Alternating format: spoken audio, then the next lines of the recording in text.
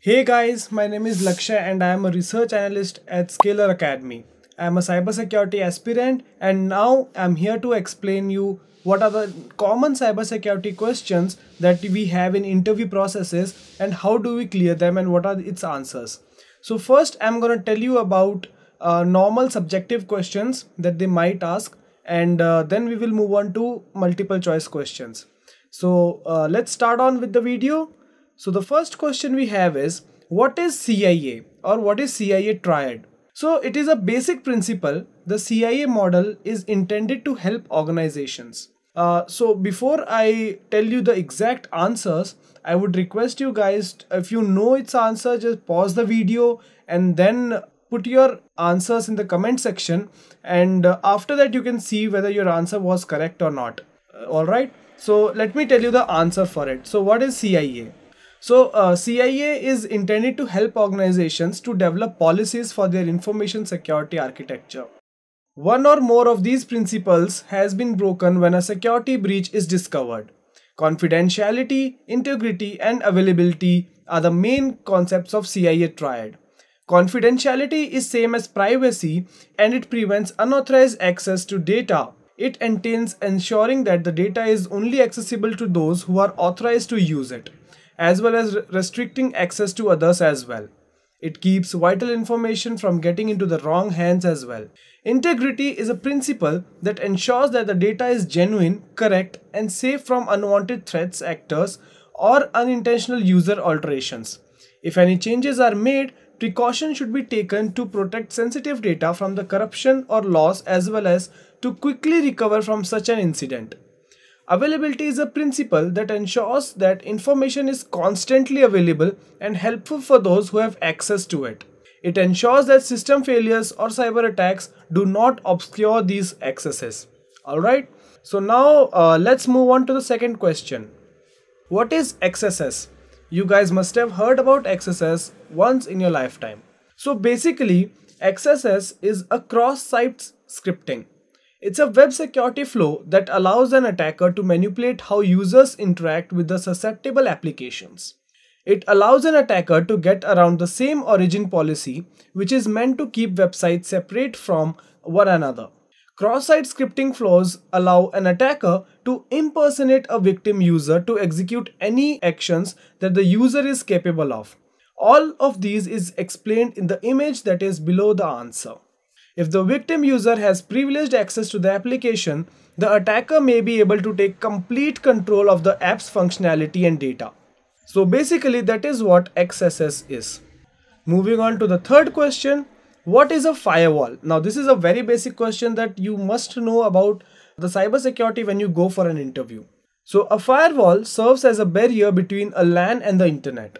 It allows private resources to remain private while reducing security threats. It also manages both inbound and outbound network traffic. A sample firewall between a LAN and the internet is shown in the PPT as well. The point of vulnerability is the connection between the two.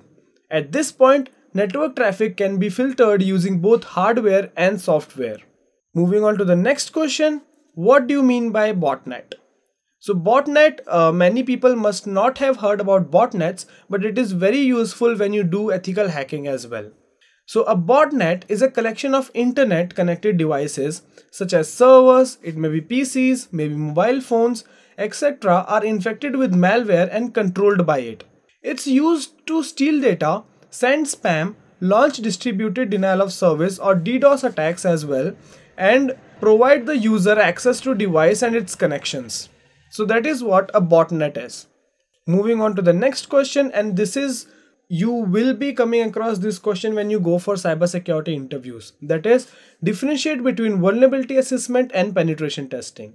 Now, people usually have a confusion between both of them because we do vulnerability testing in penetration testing as well. So to give you a clear picture of the difference between both of them, so look at this diagram. We have two diagrams.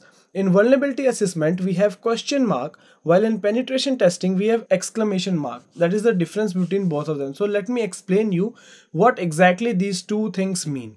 Vulnerability assessment is a process for defining, detecting, and prioritizing vulnerabilities in computer systems or maybe a network architecture or any other applications, as well as it also provides the necessary information to the organization to correct the flaws. While in penetration testing, it is also known as ethical hacking. It's a method of identifying vulnerabilities in a network, system, application, or any other networks. After this, it is the most commonly used to supplement a web application firewall in the context of WAF, that is Web Application Security.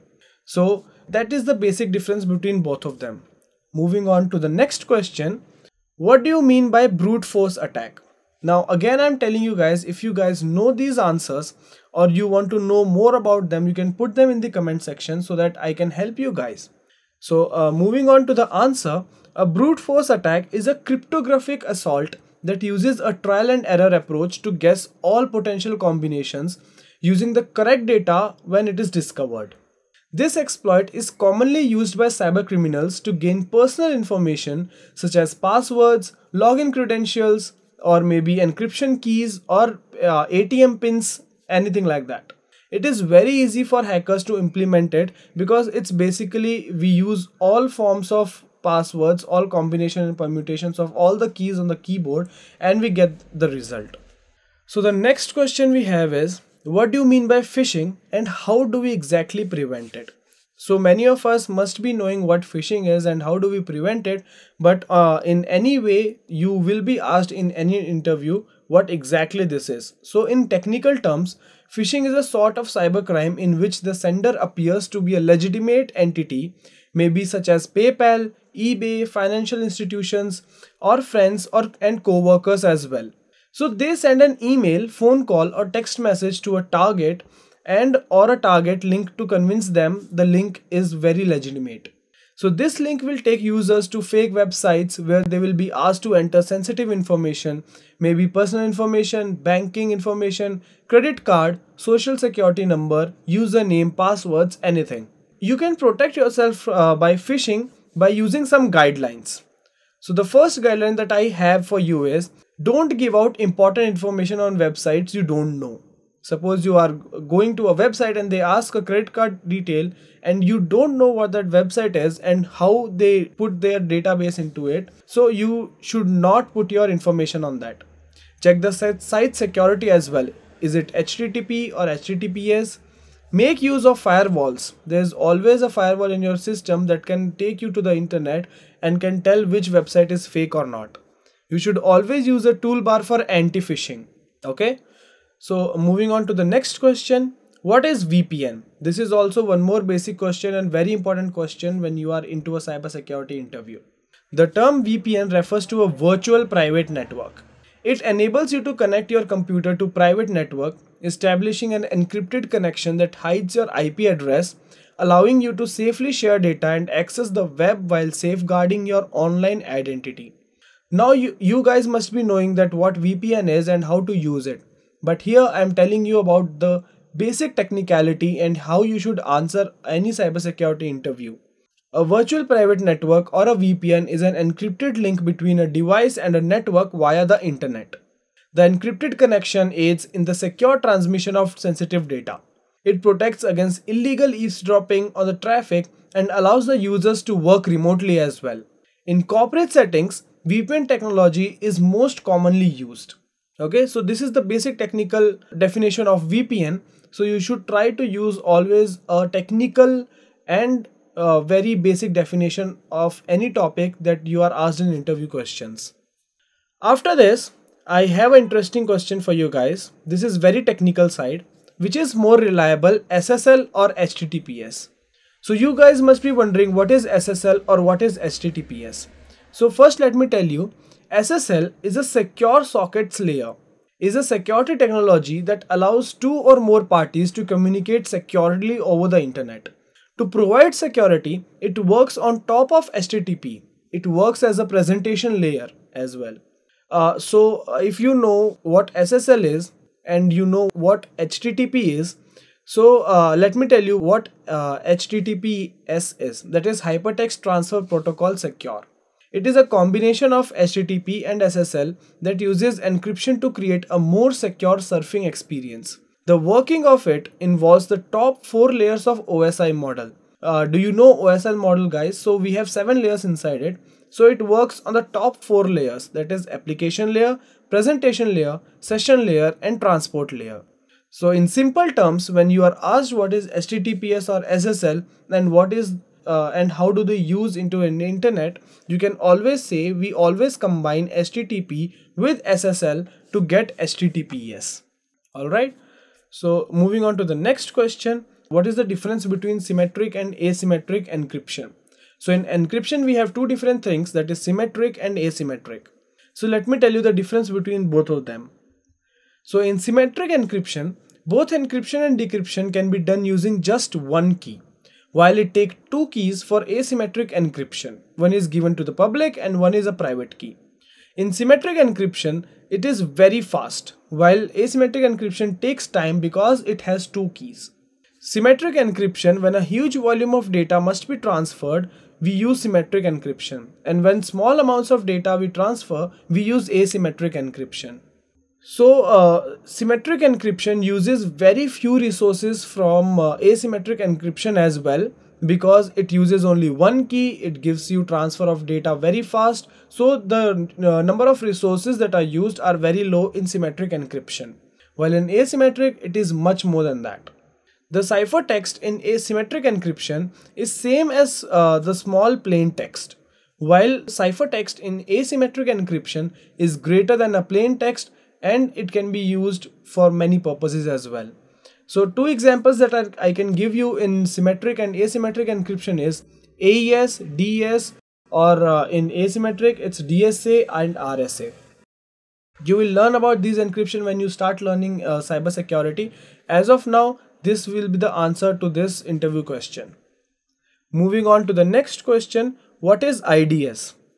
So IDS or IPS, it's intrusion detection system.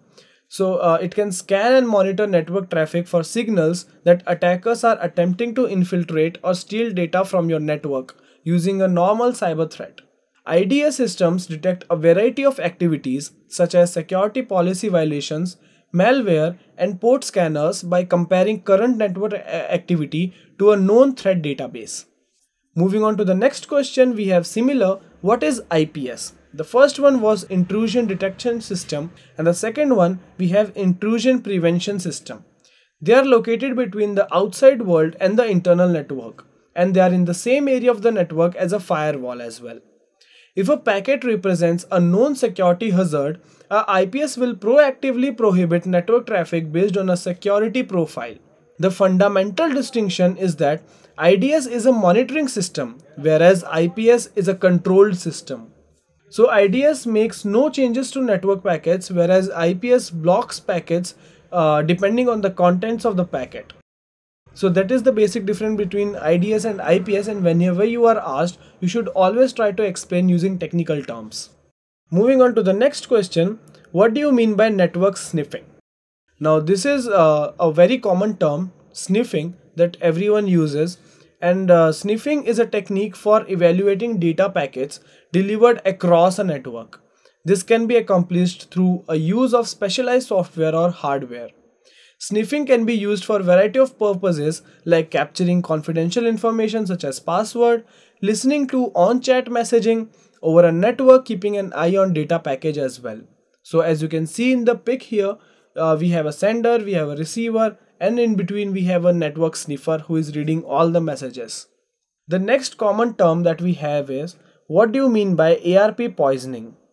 So what exactly is ARP? ARP is an address resolution protocol. So ARP poisoning is a sort of cyber attack that uses a network device to convert IP addresses to physical addresses. On the network, the host sends the ARP broadcast and the receiver machine responds to it with a physical address.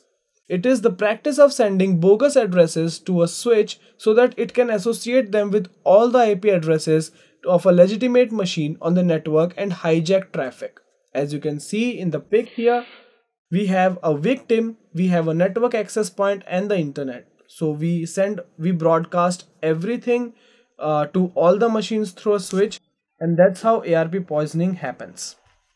Moving on to the next question. What do you mean by domain name system attack? You guys must have heard about domain name system or DNS. So DNS hijacking is a sort of cyber attack in which cyber thieves utilize weaknesses in a domain name system to redirect users to malicious websites and steal data from targeted machines. Because the DNS system is such an important part of the internet infrastructure, it poses a very serious cyber risk. So as you can see in the pic here, we have a user, we have a DNS server, we have an attacker, malicious website and a legitimate website. So the user goes to the DNS server, even the attacker goes to the DNS server. He sees what the user is seeing, which website he is going on. According to that, he makes a fake website. Suppose he makes a fake Facebook web page, and when the user tries to go into it, he puts his username and password. The attacker can see everything that is going on here. Moving on to the next question. We have multiple choice questions now. So 15 questions we had, normal subjective questions. Now we have multiple choice questions. The first question we have is, what kind of malware is designed to take advantage of security hole before it is known? The four options that you have is ransomware, spyware, zero-day and Trojan horse. Now before I answer this question, I want you guys to pause the video and then put a comment in the comment section, and then you can see whether you answered correct or not. Okay, so let's move on to the answer. The correct answer is zero-day. The next question that we have is, which of the following cannot be considered in cybersecurity threat intrusion phases? So as I explained in IDS and IPS, which is not considered as a cybersecurity threat? We have weaponized, exploitation, alliance, reconnaissance. Now this is very simple. Correct answer is exploitation. The next question I have is, which of the following describes a situation in which a person is constantly followed or chased by another people or person or a group of people? So I have four options: identify threat, stalking, phishing or bullying. If you guys don't know what other thing means, you can also ask me in the comment section and I can tell you guys what exactly these terms mean. Okay, so in this case we want an answer where it is followed or chased by other people. Okay, so the correct answer is stalking. Moving on to the fourth question. Dash can be a software program or a hardware device that filters all data packets sent over the internet, a network or other networks. The four option I have for you guys is firewall, cookies, antivirus or malware. And the correct answer to this is, it's a firewall. And this is a very basic thing guys. Everyone must have guessed it right. It's a firewall. Moving on to the fifth question. Which of the following best describes the method for ensuring the message's integrity? If you are sending a message to anyone, which ensures that the message is encrypted and no one can see it? Is it decryption algorithm, message digest, protocol or digital signature? The correct answer to is message digest. Moving on to the sixth question. Which of the following is most commonly used in the Wi-Fi hacking process? The four options that you have is Norton, Wireshark, AirCrackNG or it can be all of the above. Any guesses? The correct answer is AirCrackNG. Moving on to the seventh question. On which of these Nmap does not perform a check? Now Nmap is a tool that is there in Kali Linux and it is a network sniffing tool. So in which of these scenarios he does not perform a check? Is it the services that different hosts provide, the firewall, the operating system or is it the antivirus? The correct answer is, on an antivirus, Nmap never perform a check. Moving on to the eighth question. Which of the following is true about Wireshark? Now you guys must have heard about what exactly Wireshark is. If you don't know, it is a tool for sniffing on Kali Linux. So which of these four things are true about Wireshark? Is it a network connection security tool? Is it a connection analysis tool? Is it a defending malicious packet filtering tool or network protocol analysis tool? The correct answer is, it's a network protocol analysis tool. It's a sniffing tool. So we cannot defend using it, we cannot connect it, or we cannot secure from it. Moving on to the ninth question, WebInspect is unable to perform which of the following attack-based checks? Is it directly traversal, parameter injection, cross-site scripting, or injection shell code? The correct answer for this is injection shell code. Now this is a bit more of a technical into cybersecurity. When you go and learn about all these things, you will definitely get an answer to it. Then moving on to the 10th question, which of the following is a popular tool used for network analysis in multi-protocol diverse networks? Let me repeat the question. Which of the following is a popular tool used for network analysis in multi-protocol diverse networks? This is a bit more of a technical. Is it a snort, burp suit, eater peek, or super scan? Though now snort, burp suit, these all four options are tools that from which we use penetration testing or ethical hacking. So we want to know which is a popular tool. The correct answer is eater peek.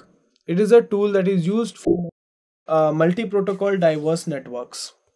The next question, which of the following is not a higher layer of SSL protocol? So SSL has a different set of protocol. Which one is not a higher layer? Alert protocol, handshake protocol, alarm protocol, or change cipher spec? The correct answer to this is alarm protocol. It's a low layers SSL protocol. Rest all three are high layered. The 12th question that I have is, the domain name system or the DNS is maintained by which of the following? Is it a single server, single computer, distributed database, or none of the above? It's definitely not single server, but the correct answer to this is distributed database. HTTP support which of the following? HTTP, not HTTPS. So HTTP supports basically proxy server. It cannot support proxy domains or proxy documents.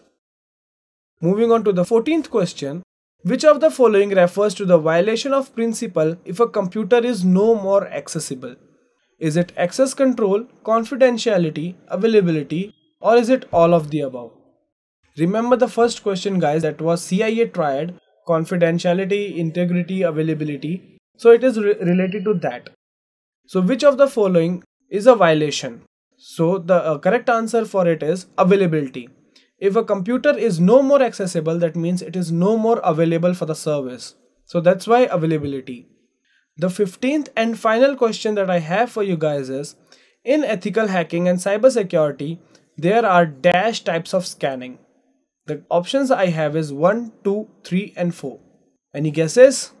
The correct answer to this is 3. So in ethical hacking or in cybersecurity, there are 3 types of scanning. We have port scanning, network scanning, and internet scanning. So that's it from my side, guys. If you have any questions regarding this topic, you can put them in the comment section below. If you have any doubts, anything about interview questions, you can tell me about it as well.